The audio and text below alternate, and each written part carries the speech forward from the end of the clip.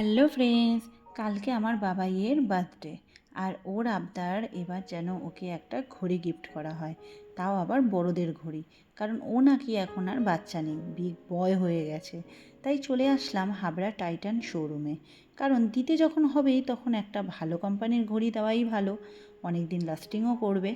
আমার বাবাইয়ের চয়েস খুব সিম্পল, ও অত কারুকার্য করা ঘড়ি পছন্দ করবে না। তাই একটা সিম্পল ঘড়ি নিয়ে নিলাম ওর জন্য। দাম পড়েছে 3,500, তাও আবার 10% ছাড় দিয়ে। বাড়ি পৌঁছেই ওর হাতে ওর গিফটটা দিয়ে দিলাম। গিফট পেয়েই ওর একগাল ওই হাসিটাই আমার প্রাপ্তি। আমার বাবাইয়ের তেমন কোনো চাহিদা নেই, খুব কম আবদার ওর। তাই আমি আর ওর পাপা চেষ্টা করি ওই আবদারগুলো পূরণ করার। সত্যি বলতে ঘড়িটা বা ঘড়ির বেল্টের কালারটা দুটোই আমার বাবাইয়ের হাতে দারুণ মানাচ্ছিল। ঘড়িটা ও হাতে পরার পর বেশ দেখতে লাগছিল কিন্তু ওকে, আর খুব হ্যান্ডসামও লাগছিল। আর আমারও পার্সোনালি ঘড়িটা খুব পছন্দ হয়েছে, বিশেষ করে ঘড়ির বেল্টের কালারটা। তো তোমরাও দেখে বলো যে কেমন হয়েছে দেখতে। আর আমার বাবাই তো এমনিতেও হ্যান্ডসাম, আরও হ্যান্ডসাম দেখতে লাগবে। চলো টাটা।